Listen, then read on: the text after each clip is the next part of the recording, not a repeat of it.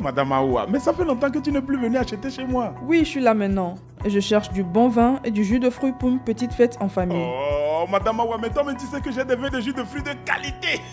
De première qualité, je veux dire. Aïwa, voilà.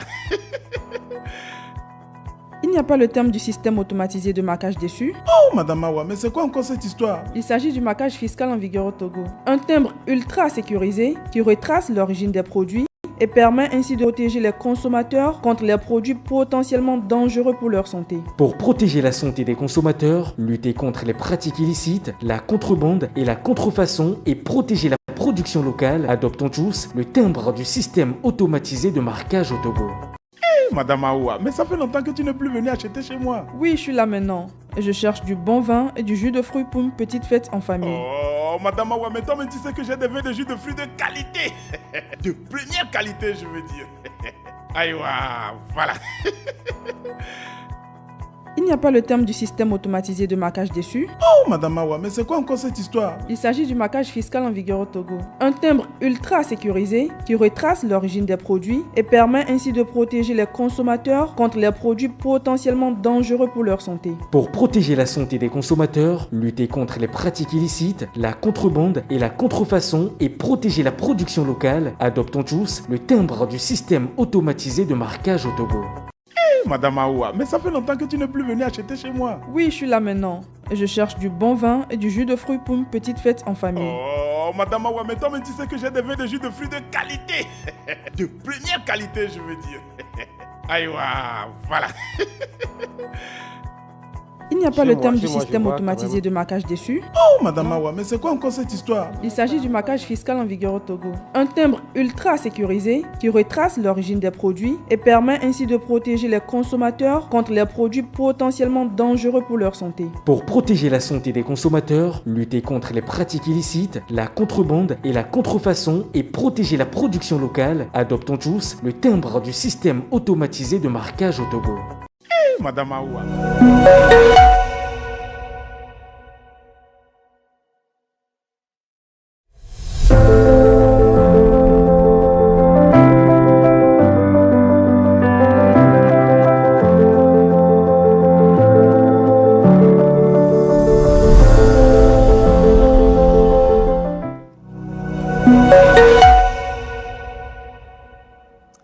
Fidèles branchés de l'émission Les Mercredis du Fisc, Madame, Monsieur, bonjour et bienvenue dans ce tout nouveau numéro de cette émission. Vous le savez, c'est une émission mensuelle où nous parlons de l'actualité de l'OTR en général et débattons d'un thème de la fiscalité en particulier. Aujourd'hui, nous allons toucher du doigt un sujet fondamental pour tous les citoyens, un sujet qui est très délicat et qui touche à peu près tous les citoyens, les procédures d'immatriculation du titre foncier. Alors, si vous êtes un propriétaire de terrain, ou si vous êtes en quête de terrain, ou si vous êtes simplement curieux d'en apprendre davantage sur le titre foncier, eh bien, cette émission est pour vous. Nous allons explorer les différentes procédures à suivre pour obtenir ce précieux joyau qui vous garantit vos droits de propriété parce que, sachez-le, le titre foncier est bien plus qu'un simple document. Il est la clé de votre sécurité foncière et le fondement de vos projets immobiliers. Au menu de cette émission d'aujourd'hui, nous allons aborder les étapes cruciales du processus, les erreurs à éviter et nous aurons également notre expert sur ce plateau qui va nous aider à pouvoir éviter de se faire arnaquer. Et comme vous le savez, vous avez la possibilité, sinon l'obligation, de poser vos questions en direct dans les commentaires et notre expert vous répondra. Nous sommes en direct sur Facebook, Office Togolais des Recettes. Nous sommes également en direct sur YouTube, Canal OTR. Alors, Madame, Monsieur, connectez-vous.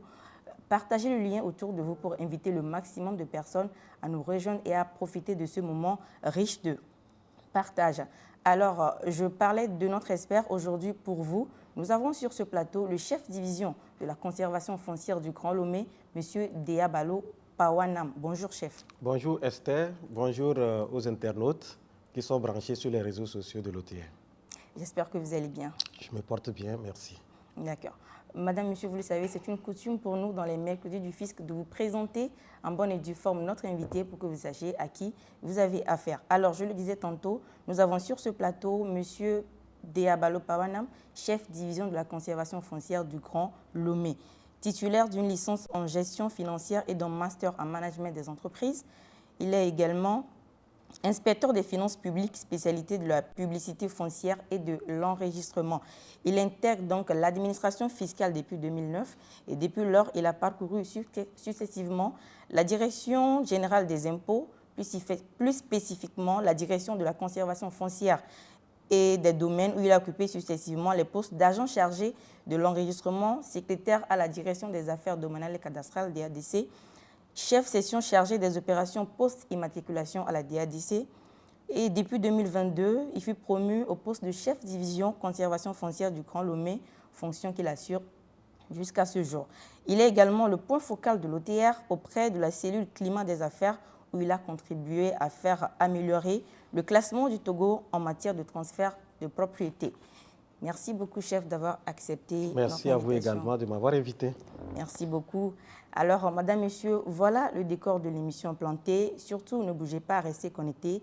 Invitez le maximum de personnes à nous rejoindre et que l'émission commence.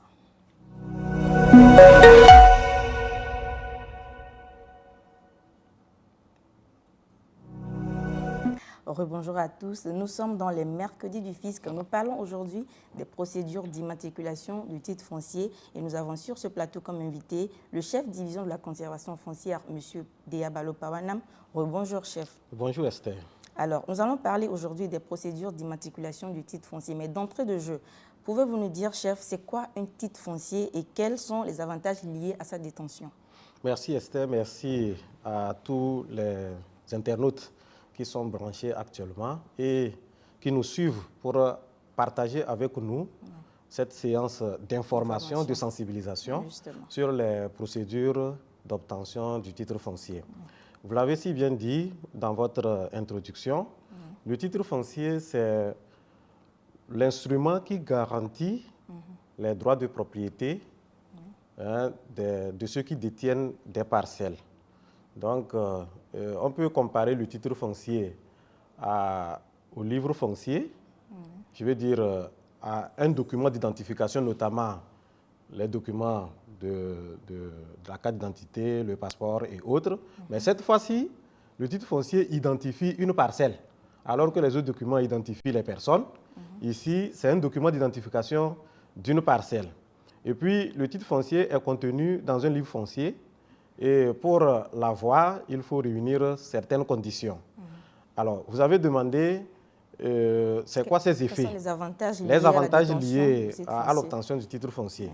Et comme je le disais tantôt, sur le point juridique, le titre foncier est la preuve du droit de propriété par excellence.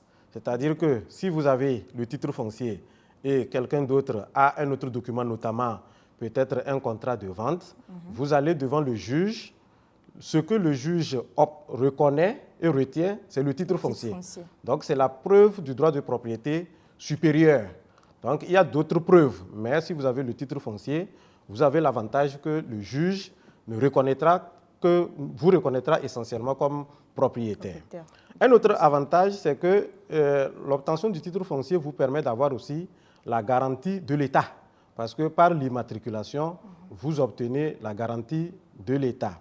Mais comme je le disais également, c'est un instrument de preuve. Lorsqu'il y a conflit autour du terrain, il y a nécessité de dire que je suis propriétaire parce que j'ai un document. Et le document, le titre foncier, est une preuve par excellence des droits que l'on détient. L'autre avantage à ne pas négliger, c'est le fait que le titre foncier servent à la garantie pour l'obtention des crédits auprès des institutions financières. Lorsque vous voulez obtenir un crédit auprès d'une personne ou bien auprès d'une banque ou même auprès d'une microfinance, on vous demandera toujours une garantie parce que celui qui vous donne de l'argent voudra s'assurer que demain, si vous avez des difficultés à payer, il peut rentrer, il peut recouvrer sa créance. Donc, il demandera quelque chose qui puisse permettre de garantir la dette. Et donc, le titre foncier est le meilleur instrument de garantie auprès des bailleurs de fonds. Donc, voilà en gros les avantages que l'on a lorsqu'on a un titre foncier. Un titre foncier, d'accord. Donc, de par vos explications, nous voyons que le titre foncier est réellement un élément assez fondamental pour tout un chacun. Certainement. D'accord. Alors, comment peut-on obtenir le titre foncier? Pour obtenir un titre foncier, il y a deux procédés. Le premier procédé, c'est l'immatriculation. C'est l'immatriculation. Lorsque vous voulez, en tout cas au Togo, on sait que la terre appartient aux collectivités. Et elles sont par principe de tenue coutumière. C'est-à-dire que c'est nos parents, nos aïeux qui ont occupé des parcelles et qui sont partis, qui nous ont laissé ces terres-là. Et nous aussi, nous les exploitons, parfois sans titre. Donc, cette façon de tenir, on dit que c'est une tenue coutumière. Maintenant, un jour, il va falloir faire un document. Et donc, pour obtenir le document, le premier document sur le titre foncier, sur la parcelle, il faut faire la procédure d'immatriculation. Donc, c'est par la procédure d'immatriculation qu'on obtient un titre foncier. Mais ce n'est pas fini. Lorsqu'on a obtenu un titre foncier, très souvent, les gens vendent ou bien ils cèdent des portions de la parcelle qui est objet du titre foncier. Alors, si c'est une partie qui est cédée, celui qui a acquis cette partie-là va demander lui aussi à avoir un titre foncier sur la partie qu'il a acquise. Et en ce moment, le procédé, ça va se faire par mutation partielle, ce que nous appelons communément le morcellement. Donc, fondamentalement, il y a deux procédés. L'immatriculation, lorsque la terre n'a jamais fait l'objet d'immatriculation, et en second lieu, la mutation partielle, dit souvent morcellement, lorsqu'on a cédé une partie d'une parcelle qui est déjà immatriculée. D'accord.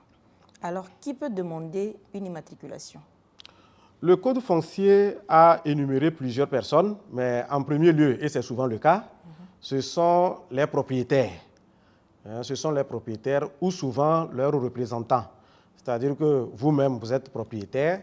Si vous savez, vous connaissez les procédures, et aujourd'hui, comme nous sommes en train de diffuser largement les procédures, il y en a qui maîtrisent et qui font la demande par eux-mêmes. Ou bien, ils peuvent mandater une personne, parce que soit ils n'ont pas le temps, soit ils ne maîtrisent pas la procédure, ils peuvent donc mandater une personne qu'ils vont faire la demande pour eux. Mais ce n'est pas tout. Il y a aussi, j'ai parlé tout à l'heure des créanciers.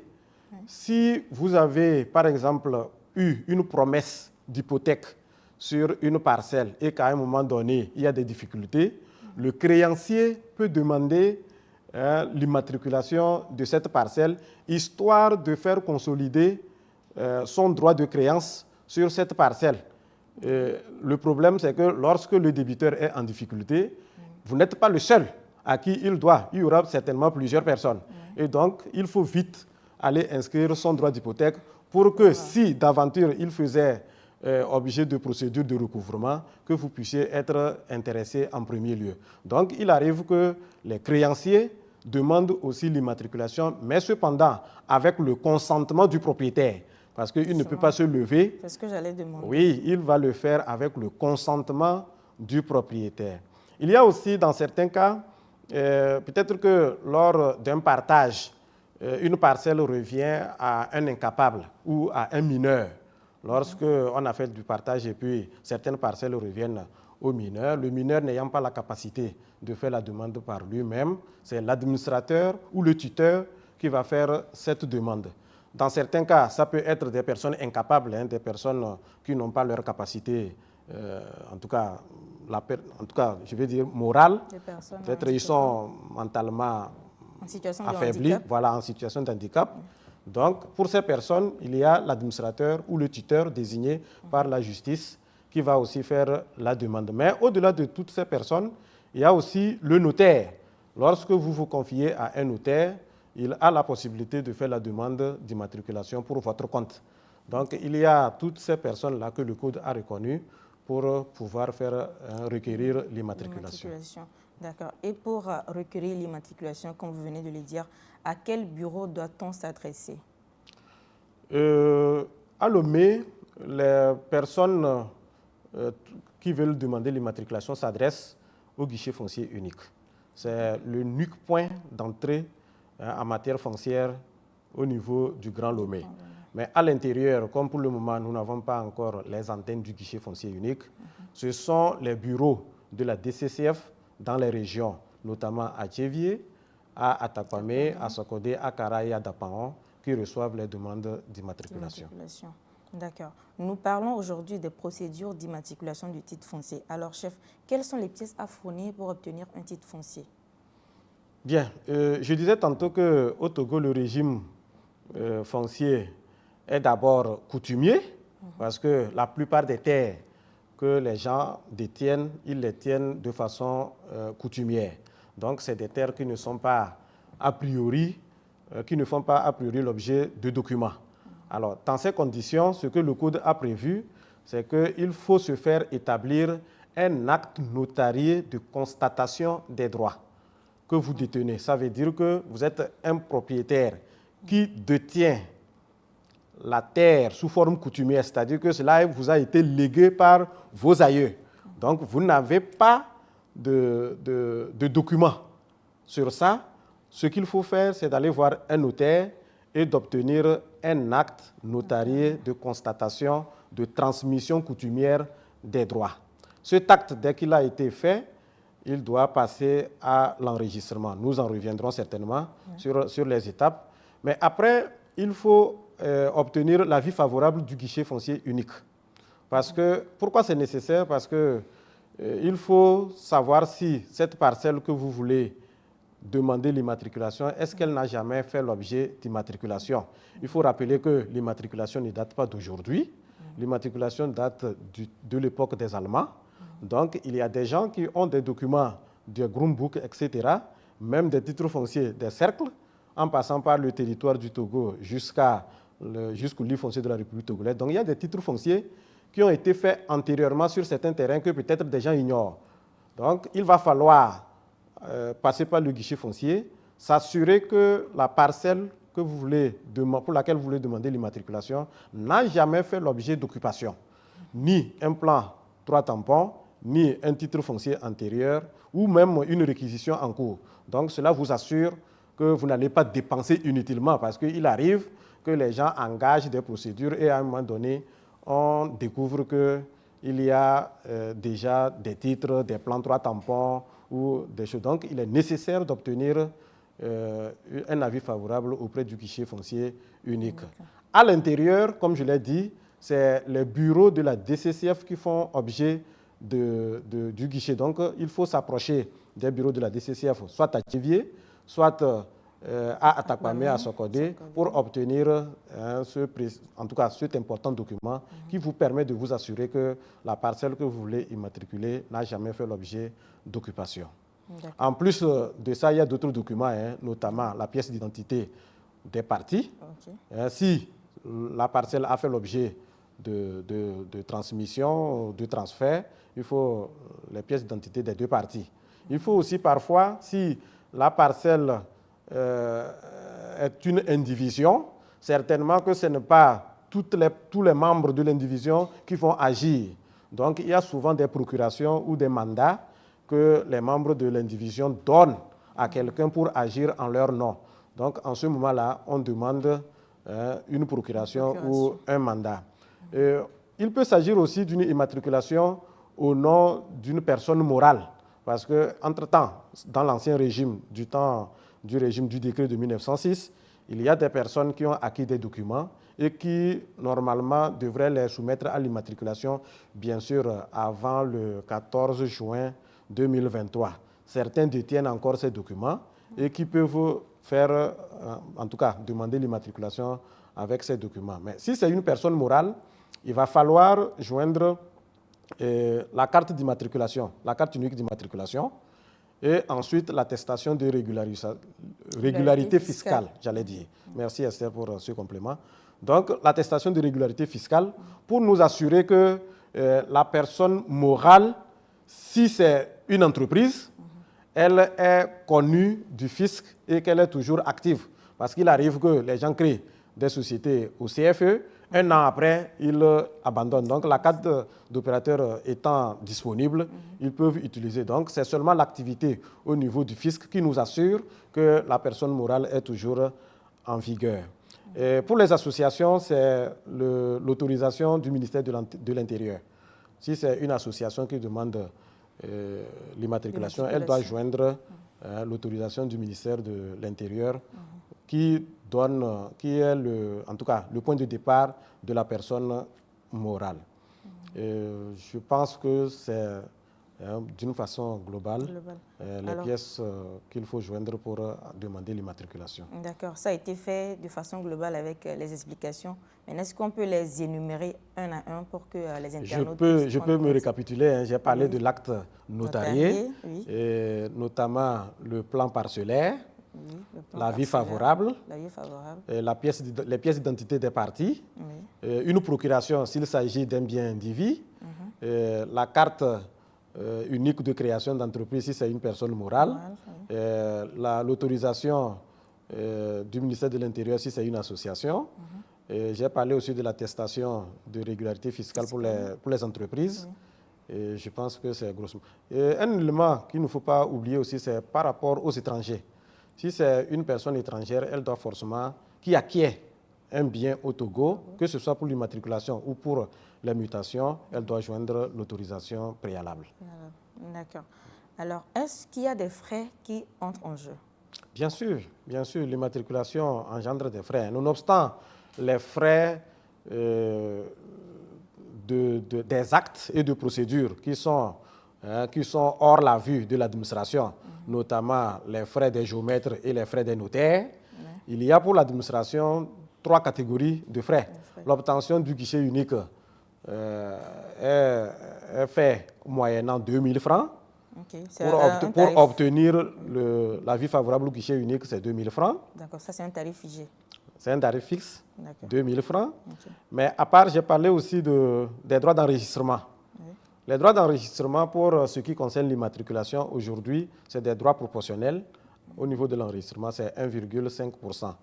Et je rappelle au passage que ces droits intègrent les droits d'immatriculation, c'est décomposé.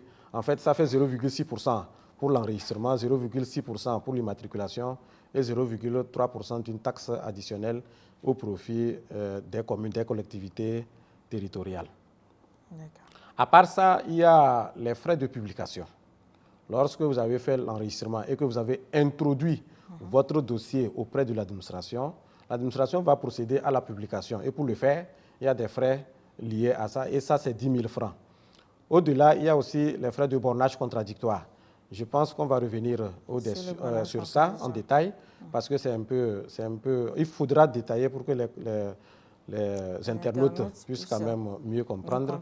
Mais il y a un minimum, c'est rapport avec la zone. Si nous sommes en zone urbaine, le minimum aujourd'hui c'est 86 000. Nous reviendrons sur cet élément pour permettre aux internautes d'avoir une meilleure compréhension. D'accord. Merci beaucoup, chef. Alors, en parlant de frais, il y a des usagers qui se plaignent qu'ils ont reçu des messages ou des appels venant du cadastre leur demandant d'envoyer de l'argent par T-Money ou par Flouz. Est-ce que ces informations sont vérifiées? Merci. C'est des informations que nous avons. J'espère que vous-même, vous les avez, puisque de temps en temps, nous tous, même nous sommes victimes de ça. Parfois, tu restes, on t'appelle ou on t'envoie un SMS et on te dit qu'on t'appelle un nom bizarre, que c'est l'inspecteur tant du cadastre, il faut dire aux internautes que c'est une pure arnaque. Déjà, il faut dire aux internautes que l'OTR ne demande pas aux auditeurs de payer. Les canaux de paiement de l'OTR sont connus. Soit c'est à la banque, soit c'est au guichet de l'OTR, soit c'est par les plateformes digitales. Mais l'OTR n'a jamais appelé les gens pour leur demander d'envoyer l'argent par T-Money ou par Flouz pour payer. Donc si on appelle quelqu'un pour lui dire d'envoyer l'argent par T-Money ou par Flouz, il sache automatiquement que c'est de l'arnaque. Donc que les internautes ne répondent pas à ces appels. Ou s'ils ont du doute, ils n'ont qu'à, en tout cas, contacter le 8201, je crois, qui est le centre de contact de l'OTR. D'accord. Alors, madame, monsieur, retenez simplement que l'OTR n'appelle jamais pour demander de payer des frais par T-Money ou par Flouz. Dès que vous recevez un appel de ce genre, appelez le 8201 ou rendez-vous simplement à un centre des impôts le plus proche de vous. Nous sommes dans les mercredis du fisc et nous parlons aujourd'hui des procédures d'immatriculation du titre foncier.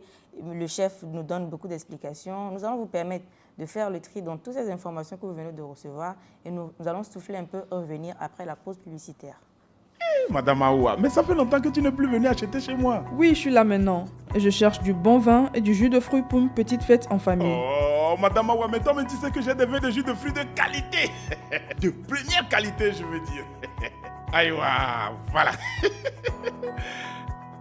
Il n'y a pas le terme du système automatisé de marquage dessus. Oh, Madame Aoua, mais c'est quoi encore cette histoire? Il s'agit du marquage fiscal en vigueur au Togo. Un timbre ultra sécurisé qui retrace l'origine des produits et permet ainsi de protéger les consommateurs contre les produits potentiellement dangereux pour leur santé. Pour protéger la santé des consommateurs, lutter contre les pratiques illicites, la contrebande et la contrefaçon et protéger la production locale, adoptons tous le timbre du système automatisé de marquage au Togo. Madame Aoua, mais ça fait longtemps que tu n'es plus venue acheter chez moi. Oui, je suis là maintenant. Et je cherche du bon vin et du jus de fruits pour une petite fête en famille. Oh, Madame Aoua, mais toi, tu sais que j'ai des vins de jus de fruits de qualité. De première qualité, je veux dire. Aïwa, voilà. Il n'y a pas le terme du système automatisé de marquage dessus. Oh, Madame Aoua, mais c'est quoi encore cette histoire? Il s'agit du marquage fiscal en vigueur au Togo. Un timbre ultra sécurisé qui retrace l'origine des produits et permet ainsi de protéger les consommateurs contre les produits potentiellement dangereux pour leur santé. Pour protéger la santé des consommateurs, lutter contre les pratiques illicites, la contrebande et la contrefaçon et protéger la production locale, adoptons tous le timbre du système automatisé de marquage au Togo. Madame Aoua, mais ça fait longtemps que tu n'es plus venue acheter chez moi. Oui, je suis là maintenant. Et je cherche du bon vin et du jus de fruits pour une petite fête en famille. Oh, Madame Aoua, mais toi, tu sais que j'ai des vins de jus de fruits de qualité. De première qualité, je veux dire. Aïwa, voilà. L'OTER œuvre pour permettre à tous les Togolais de participer et tirer profit des grands chantiers qui consacrent l'émergence de notre pays. L'OTER opère de profondes réformes afin de mutualiser et sécuriser les recettes fiscales et douanières, de lutter contre la fraude et faciliter les formalités administratives. L'OTER innove pour plus de transparence, de proximité et de qualité de service. Avec vous, opérateurs économiques, travailleurs de tous les secteurs, nous voulons relever le défi d'un État moderne et prospère. Par nos contributions citoyennes, nous pouvons renforcer davantage les moyens de l'État pour mener à terme ses missions, assurer l'éducation des jeunes, défendre le territoire national, rendre la justice, promouvoir l'agriculture, le sport, la culture, permettre l'accès aux soins de santé, à l'eau potable, à l'électricité, développer le réseau routier, améliorer les conditions de vie des populations en réduisant la pauvreté. Ensemble, avec votre confiance, nous allons réussir dans cette marche commune et solidaire vers un développement inclusif. OTR, fédéré pour bâtir.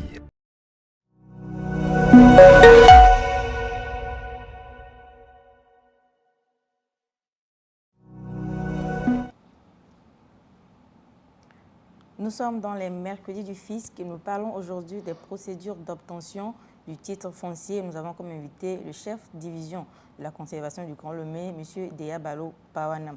Nous avions préalablement parlé des pièces à fournir pour l'obtention du titre foncier. Nous allons maintenant parler des différentes étapes. Alors, M. Deyabalo, quelles sont les différentes étapes pour la procédure d'immatriculation?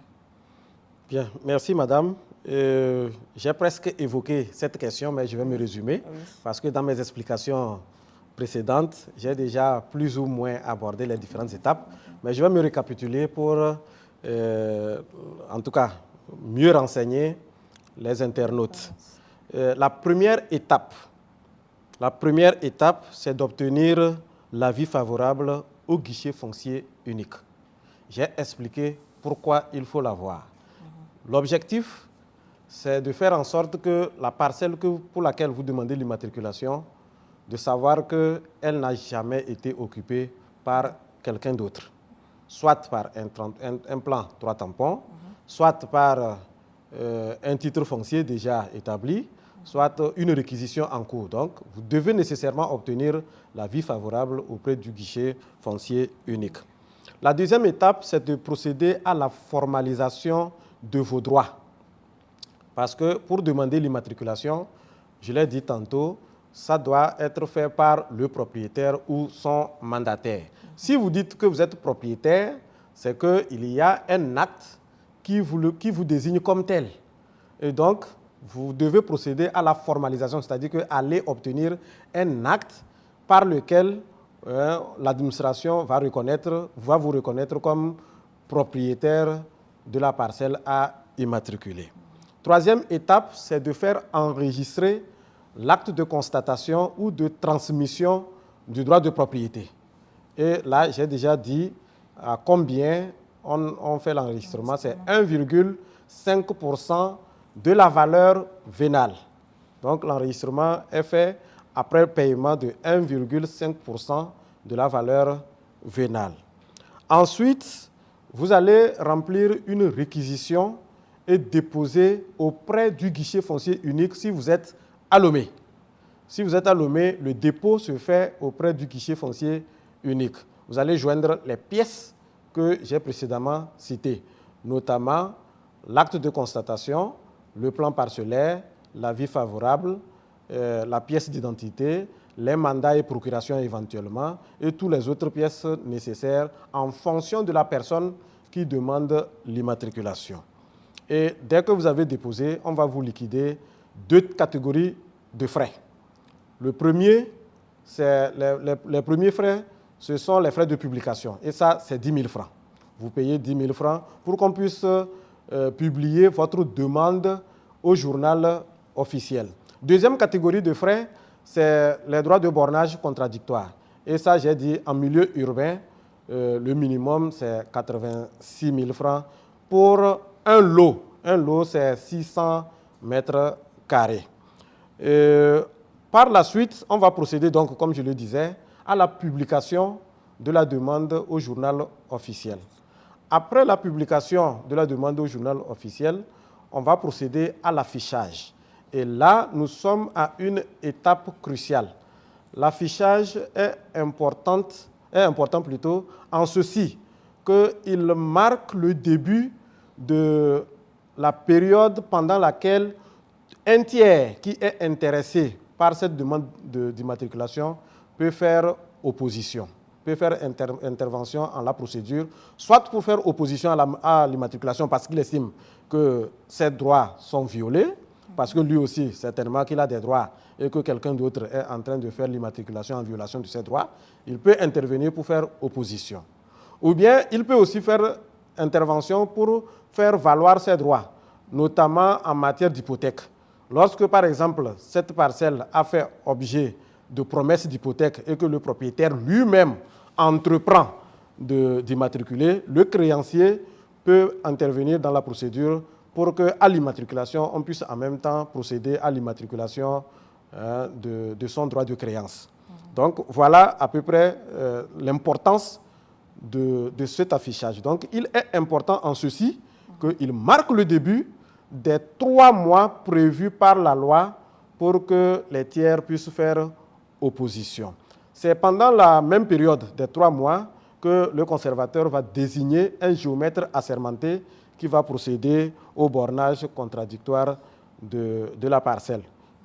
Certainement, nous allons revenir pour expliquer ce que c'est que le bornage contradictoire. Mais après le bornage contradictoire, il y a des travaux de bureau qui se font. Je ne vais pas m'attarder sur ça. Mais il y a un élément que je voudrais relever, c'est la sécurisation foncière. Je ne sais pas si, à la suite, nous reviendrons sur ça, mais je vais expliquer légèrement. La sécurisation foncière consiste à mettre à jour le plan cadastral en délimitant sur le plan cadastral la parcelle objet d'immatriculation pour qu'à l'avenir, aucune autre parcelle ne puisse passer. Donc, c'est par la sécurisation foncière, comme le nom le dit, qu'on arrive à sécuriser la parcelle de sorte que plus personne ne puisse rien faire sur la parcelle si ce n'est pas l'autorisation du propriétaire qui aura obtenu dans quelques délais, après quelques temps, le titre foncier. Donc, après la sécurisation foncière, il y a une dernière étape qui est la vérification. C'est une étude complète du dossier. Puisque le dossier a suivi plusieurs étapes, à un moment donné, il faut s'arrêter pour voir est-ce que la procédure jusqu'ici a été suivie régulièrement. Si elle a été suivie régulièrement, le code dit que tout ce qu'on a fait comme pièce au cours de la procédure, ça doit être annexé au dossier. Donc, à cette étape-là, on procède à la vérification complète du dossier pour s'assurer que toutes les pièces et tous les documents sont à jour. Et dès lors que c'est à jour et qu'on s'est assuré que les 3 mois prévus pour la purge des droits réels ont été expirés, et en ce moment-là seulement, on procède à la création du titre foncier. Donc voilà en gros les étapes qu'on suit jusqu'à l'obtention du titre foncier. D'accord. Alors précédemment, vous avez parlé de valeur vénale. Est-ce que vous pouvez nous expliquer ce que vous appelez par valeur vénale? Oui, la valeur vénale, à la différence de la valeur marchande, la valeur marchande, c'est la valeur que, en tout cas, l'offreur et le demandeur s'entendent. Pour dire, par exemple, quelqu'un veut vendre une parcelle, il offre un prix. Donc ce prix-là, c'est la valeur marchande de la parcelle. Mais la valeur vénale, c'est une valeur qui a été attribuée à la parcelle en fonction de la zone où elle se trouve.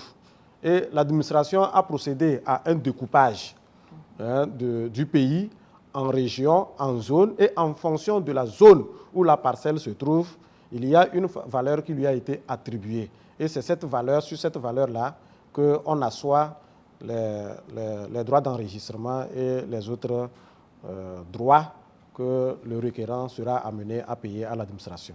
D'accord. Alors, comment le requérant fait pour avoir cette valeur vénale? Lorsque vous demandez l'immatriculation, vous déposez le dossier au niveau de l'enregistrement et c'est le receveur de l'enregistrement qui procède à l'attribution de cette valeur. Mais il faut dire que ce n'est pas nécessairement sur la valeur vénale. Il arrive que les prix d'achat, si la parcelle a fait l'objet d'une vente, il arrive que les prix d'achat puissent être retenus pour le calcul des droits d'enregistrement. Donc, ce n'est pas nécessairement sur la valeur vénale que les droits d'enregistrement sont liquidés. D'accord. Vous avez également parlé de la publication de l'avis de demande de l'immatriculation. Est-ce que pour les morcellements, il y a également la publication? Non, on ne publie pas les demandes de morcellement pour une simple raison, parce que l'immeuble qu'on est en train en tout cas, pour lequel on est en train de créer le titre foncier, a déjà fait l'objet de publication. Alors même que l'immatriculation n'a pas encore, on n'a pas un titre foncier. Et qu'on voudrait, quel est l'objectif de la publication? C'est juste qu'on veut informer les tiers. J'ai dit que on doit s'assurer que la parcelle qui fait l'objet, celui qui demande l'immatriculation est le vrai propriétaire et que cette parcelle n'est pas contestée, ne fait pas l'objet de contestation. Donc pour s'assurer qu'elle ne fait pas l'objet de contestation, il faut publier l'information, envoyer l'information vers les tiers pour que les tiers puissent, s'ils ont intérêt, intervenir en la procédure, soit, comme je l'ai dit tantôt, pour faire opposition, soit pour demander inscription d'un droit qu'ils auraient. Donc, pour le faire, si nous n'avons pas publié, comment les tiers sauront qu'on immatricule une parcelle qui les intéresse pour faire ça? Donc, c'est pour ça qu'on fait. Mais pour les morcellements, comme la parcelle a déjà fait l'objet de publication, on ne procède plus à une deuxième publication. D'accord. Nous sommes en train de parler des procédures d'immatriculation du titre foncier, madame, monsieur. Vous avez la possibilité de poser vos questions en direct. Posez les questions en direct sur YouTube, Canal OTR ou sur Facebook, Office togolais des recettes, et nous y répondrons. Alors, monsieur, l'affichage, vous avez parlé de l'affichage. Alors, l'affichage se fait à quel endroit et pendant combien de temps dure-t-il? L'affichage se fait à 3 endroits. Le premier, et c'est lui qui marque le début de l'affichage, c'est à l'auditorium du tribunal. Il faut dire que le législateur a visé les endroits publics où les gens visitent souvent. Donc, et le tribunal est par excellence l'endroit le plus visité dans les milieux. Donc, à l'auditorium du tribunal, il y a aussi l'affichage au niveau de la préfecture et au niveau du chef canton, à la résidence du chef canton. Et ces derniers temps, nous procédons aussi à l'affichage au niveau des bureaux de la conservation foncière. Parce que de temps en temps, comme les gens passent pour demander des services, ils peuvent aussi jeter un coup d'œil sur nos tableaux. Et pendant combien de temps dure l'affichage? L'affichage dure 3 mois. Et le point de départ, c'est la date d'affichage délivrés par le greffier en chef, parce que c'est lui qui procède à l'affichage à l'auditorium du tribunal. D'accord. Je vous rappelle donc que vous pouvez continuer par poser vos questions dans les commentaires. Nous y répondrons à la fin. Nous sommes en train de parler des procédures d'obtention du titre foncier et M. Diabalo venait de le dire. Nous allons revenir sur les caractéristiques du bornage contradictoire. Mais avant, nous allons faire une pause publicitaire. Nous sommes dans les mercredis du fisc. Nous parlons aujourd'hui des procédures d'obtention du titre foncier. Alors, nous allons maintenant parler du bornage contradictoire. Alors, dites-nous, monsieur, en quoi consiste le bornage contradictoire? Merci, madame. Le bornage contradictoire, c'est une opération foncière qui vise deux objectifs. Le premier, il est technique, purement technique. Il faut aller vérifier les limites, mesurer les distances et faire, en tout cas, le plan. Donc, c'est un travail purement technique. Donc, premier aspect du bornage contradictoire, vérifier les limites d'une parcelle, objet de demande d'immatriculation. Deuxième objectif du bornage contradictoire, c'est contribuer à la publicité foncière. La publicité, je l'ai dit tantôt, son objectif, c'est de faire révéler les droits réels que des tiers détiendraient sur la parcelle. Donc, l'objectif du bornage contradictoire également, c'est de faire révéler ces droits. Donc, le bornage contradictoire contribue à la publicité foncière. En quoi faisant? En réunissant certaines personnes que nous allons peut-être nommer ultérieurement, mais en même temps en permettant à toute personne, même les badauds, si vous êtes de passage et que vous avez vu les géomètres du cadastre sur une parcelle, vous pouvez aller voir qu'est-ce qu'ils sont en train de faire. Donc comme ça, si vous savez qu'un proche a un intérêt sur la personne, vous pouvez soit vous-même intervenir pour dire au géomètre, ah, cette parcelle que vous êtes en train de délimiter là, il y a un problème là-dessus. Déjà, ça permet donc de révéler les droits des tiers. Donc, c'est deux objectifs qui sont visés par le bornage contradictoire. Aller vérifier les limites et ensuite permettre aux tiers d'intervenir dans la procédure s'ils ont intérêt sur la parcelle objet d'immatriculation. Alors, pourquoi l'appelle-t-on bornage contradictoire? Pourquoi contradictoire? Oui, le caractère contradictoire vient du fait que d'autres personnes, notamment les limitrophes, sont là et ils confirment les limites de la parcelle. Le caractère contradictoire, c'est à l'égard des limitrophes. Ça veut dire que vous ne l'avez pas fait seul, vous l'avez fait en présence des limitrophes qui sont là et qui ont confirmé que effectivement la parcelle pour laquelle vous demandez immatriculation, vous êtes vraiment dans les limites, que vous n'empiétez pas leur parcelle, leur domaine. Donc c'est ce caractère de présence des limitrophes qui donne au bornage la contradiction. La contradiction, c'est à l'égard des tiers. Et ces tiers, ce sont les limitrophes. D'accord. Pour un bornage contradictoire, quelles sont les personnes qui sont invitées à prendre part? Vous l'avez compris déjà, il y a les limitrophes. En premier lieu, il y a le propriétaire, celui qui a demandé l'immatriculation. Parce qu'a priori, les services techniques, notamment le cadastre, ne connaît pas les parcelles. Donc, il y a le requérant qui est invité et qui est chargé de conduire l'équipe de bornage sur le terrain. Il y a aussi les limitrophes. Sans eux, il n'y a pas bornage contradictoire.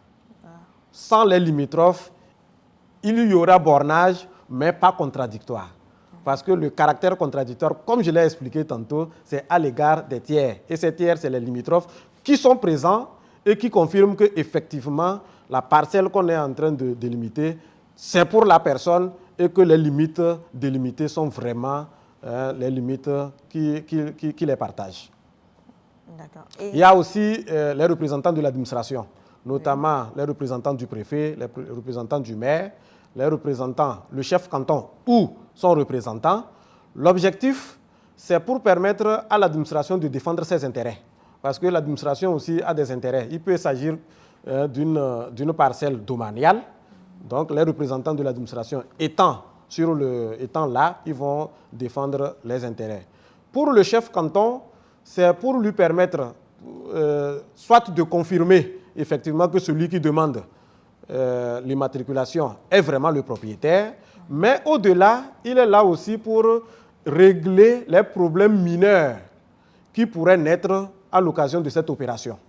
Parce que s'il y a un conflit et un conflit mineur, le chef canton peut déjà le régler sur place pour que l'opération puisse continuer. Mais il s'agira des problèmes mineurs. Si c'est des problèmes graves, comme par exemple une opposition formelle, il ne pourra pas la régler. Ça relève de la compétence du tribunal. Mais s'il s'agit par exemple des conflits sur les limites, par exemple deux personnes, en tout cas, discutent sur les limites, eh bien, il peut intervenir pour leur faire prendre un consensus qui pourrait permettre à l'administration de continuer. Donc, sur les conflits mineurs, le chef canton peut sur place intervenir et aider à régler pour que la procédure puisse continuer.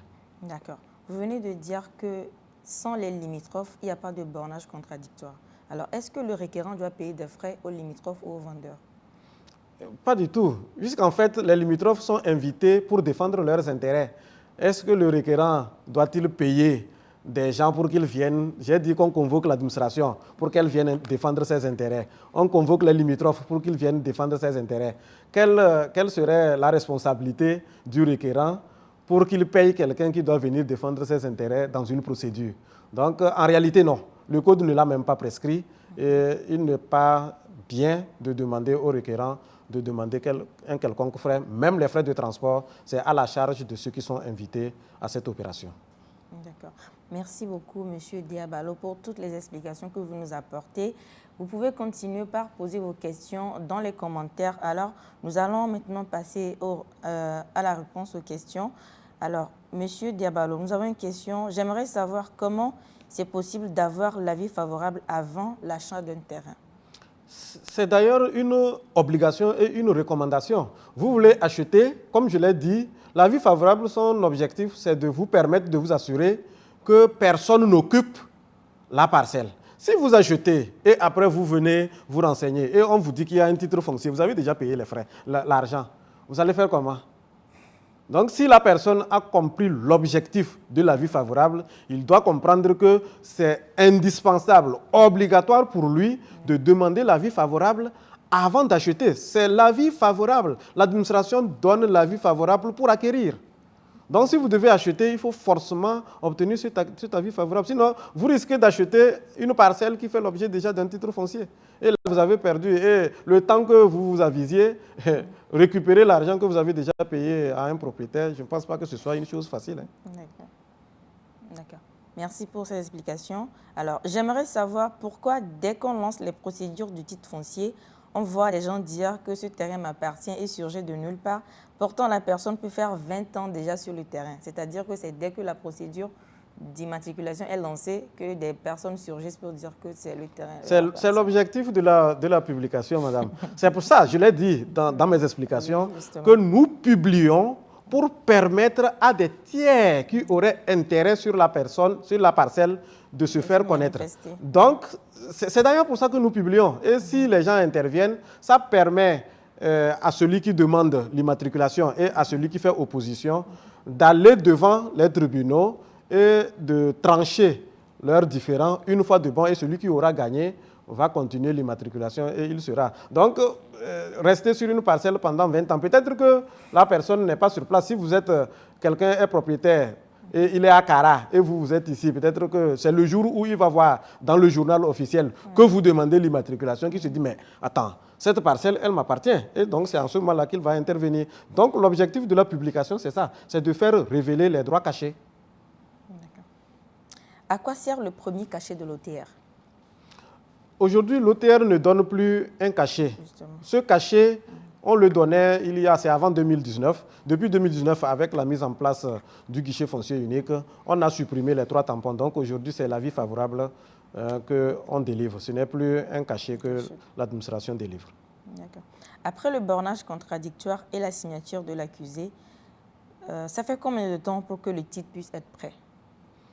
En principe, en 1 mois après le bornage contradictoire. Parce qu'il faut bien préciser, hein, le bornage contradictoire a lieu à une date, mais après, il y a des travaux de bureau qui se font et qui vont s'achever par la sécurisation foncière.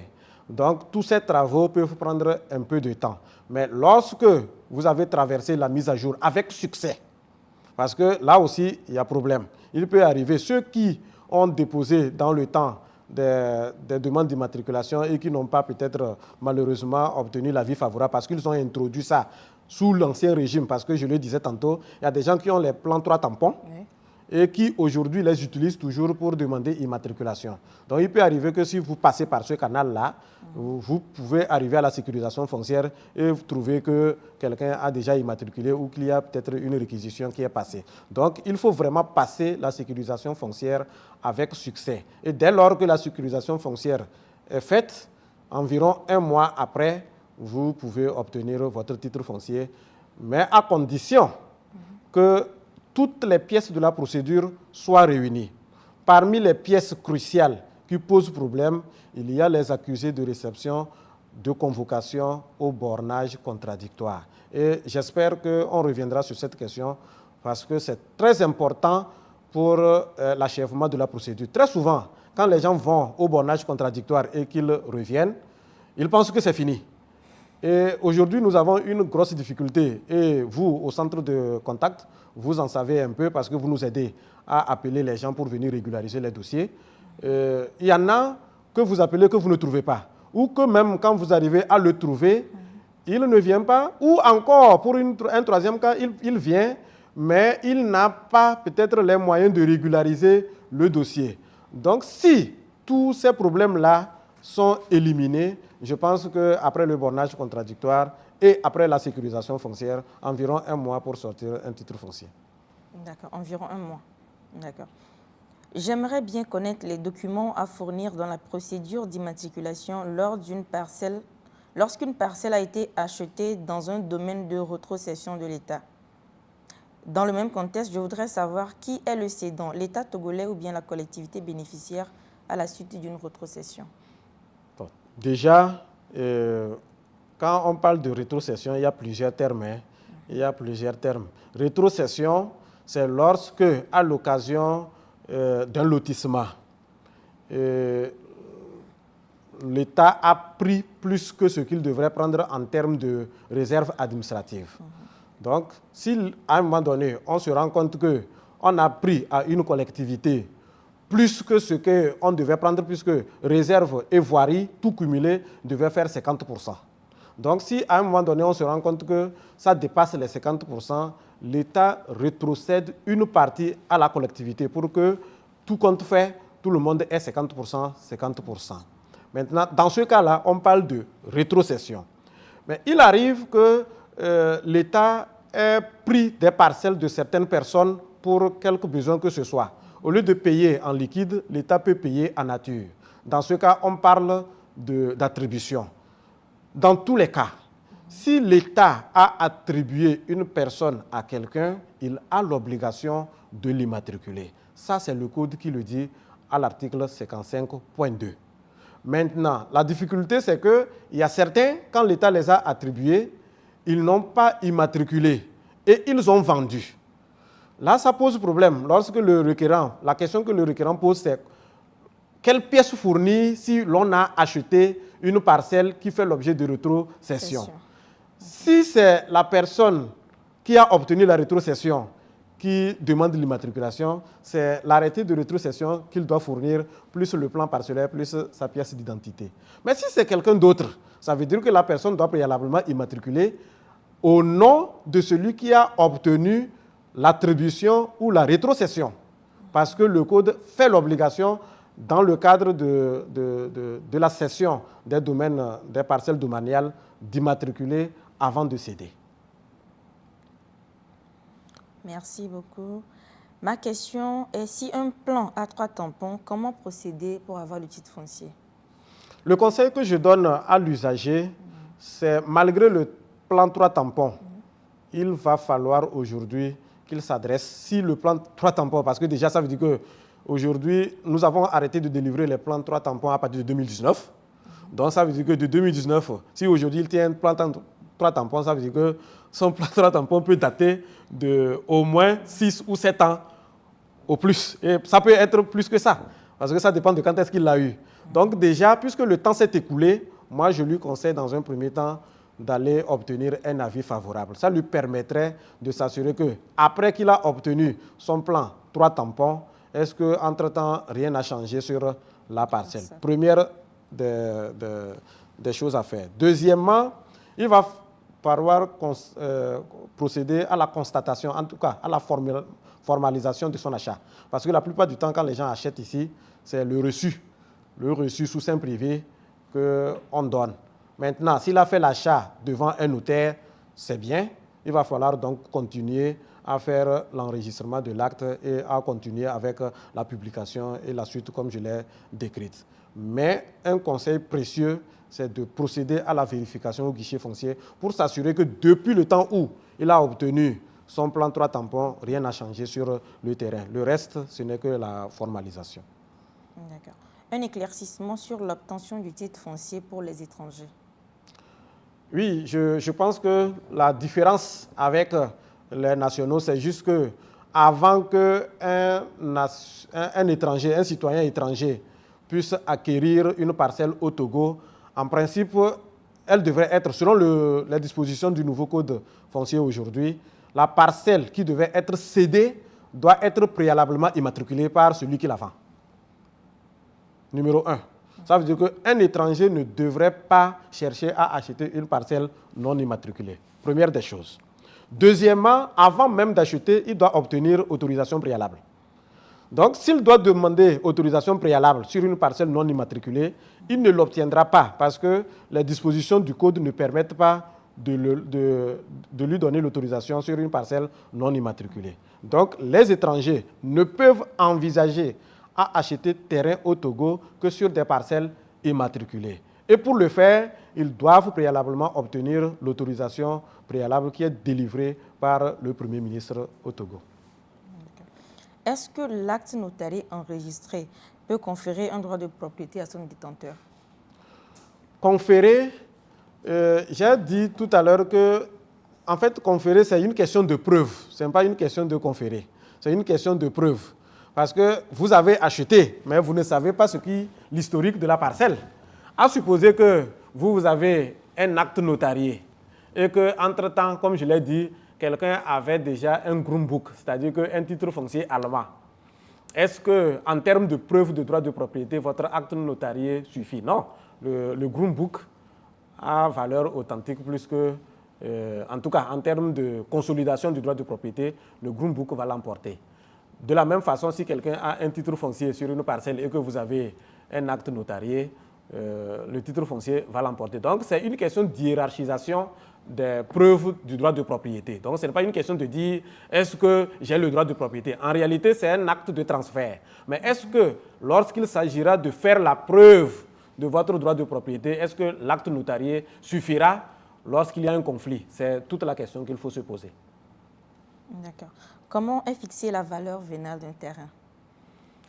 J'ai dit que l'administration a procédé à quelques analyses. Recueil d'abord, collecte de données sur le terrain. Et ensuite, en fonction de la zone où se situe une parcelle, l'administration a attribué des valeurs à des parcelles. Un exemple, une parcelle dans la zone où nous sommes, ici à l'OTR, n'aura pas la même valeur qu'une parcelle à Michintové. Donc, en fonction de la zone où la parcelle est située, l'administration a essayé d'attribuer des valeurs. Effectivement, ces valeurs, elles sont en deçà des valeurs marchandes. Il faut que les internautes le sachent. Ça, c'est des valeurs qui sont en deçà des valeurs marchandes. Et c'est pour permettre, l'objectif, c'est pour permettre de mettre tous les usagers sur un pied d'égalité. Parce que si on doit taxer une personne et une autre dans la même zone, il faut qu'on ait une valeur de référence. Donc, cette valeur-là, l'administration l'a fixée pour permettre de mettre tous les usagers sur un pied d'égalité. D'accord. Quel est le temps réel qui peut prendre une demande d'obtention du titre foncier? Je pense que nous allons revenir sur cette question. Alors, dans un dossier, on a fait le certificat d'hérédité à la justice, mais on nous demande de refaire un certificat chez le notaire. Certificat d'hérédité à la justice. Déjà, le certificat d'hérédité, je pense que ils ont fait la procédure de succession avec homologation.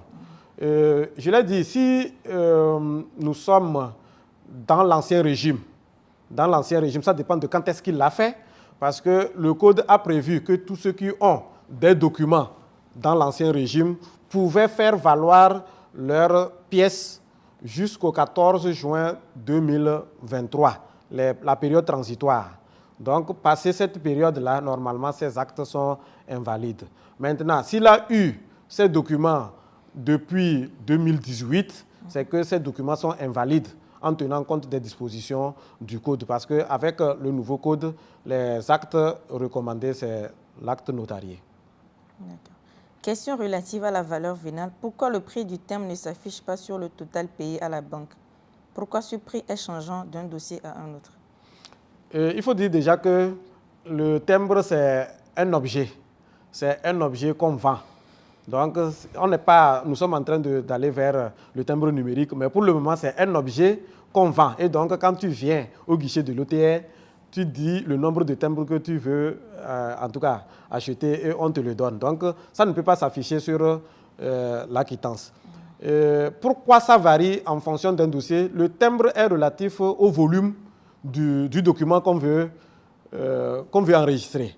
Si c'est un acte qui a 2 pages, on vous vendra le timbre pour 2 pages. Si votre acte contient 10 pages, on vous vendra les timbres pour 10 pages. Et il faut savoir que si c'est le format A4, c'est 1500 par page. D'accord. Merci beaucoup à vous, M. Diabalo. Merci pour toutes ces explications. Merci également à vous, chers internautes, pour toutes les questions que vous posez. Nous avons également beaucoup de questions. Nous allons revenir le mois prochain pour continuer cette émission-là. Alors, soyez sans crainte. Nous reviendrons pour répondre à toutes vos questions. Continuez quand même par les poser. Monsieur Diabalo, merci pour ce temps consacré à nous. Nous sommes donc à la fin de cette émission. Est-ce que vous avez un mot pour nos chers internautes? Merci, madame. Merci à toute l'équipe de Mercredi du Fisc. Je voudrais quand même finir, en tout cas, cette émission en remerciant en premier lieu les plus hautes autorités de l'État qui sont en train de déployer beaucoup de moyens pour que nous puissions réformer le secteur du foncier. Et il faut dire aussi un sincère merci au comité de direction de l'OTR, grâce auquel cette émission a lieu. Le leadership du comité de direction et principalement du commissaire général qui fait beaucoup d'efforts, surtout qui met en place une organisation de nos services pour permettre de rapprocher l'administration des usagers. Ce leadership-là est en train de donner ses fruits. Je voudrais remercier également tous les acteurs du foncier, notamment nos partenaires, les notaires, les géomètres et tous les autres usagers qui nous font confiance et qui nous accompagnent dans les réformes qui sont en train d'être mises en œuvre. Je sais que nous allons revenir à une autre émission et certainement nous allons parler des réformes, mais d'ores et déjà, il faut leur dire que nous sommes dans une dynamique de réforme et que d'ici peu, les choses vont beaucoup changer. Donc, merci à vous, merci à tous ceux qui nous ont suivis, merci aux internautes pour l'intérêt qu'ils ont porté pour cette émission. À la prochaine émission. Merci. Merci, M. Diabalo. Merci à vous, très chers téléspectateurs. Nous sommes à la fin de cette émission. Merci d'avoir été avec nous. Merci pour vos questions. Merci pour vos commentaires. Continuez quand même par poser vos questions. Dites-nous aussi dans les commentaires si vous avez des thématiques sur lesquelles vous aimeriez qu'on vous entretienne et nous ferons le plaisir de vous satisfaire. Notre prochain rendez-vous, ce sera donc le 6 novembre, qui sera le premier mercredi du mois de novembre. Nous vous donnons donc rendez-vous. Nous allons revenir sur la question du gîte foncier. Nous allons répondre à toutes les questions que vous avez posées. Je suis SRF Radio à la présentation. Je remercie l'équipe technique, M. Frédéric Etignon, Mme Emefa Messan et Mme Ruth Toglo pour leur assistance technique. Rendez-vous donc le 6 novembre pour la suite de cette émission et je vous laisse avec cette pensée du célèbre auteur et conférencier Ave Eker. Pensez-y. N'attendez pas pour acheter l'immobilier et attendez.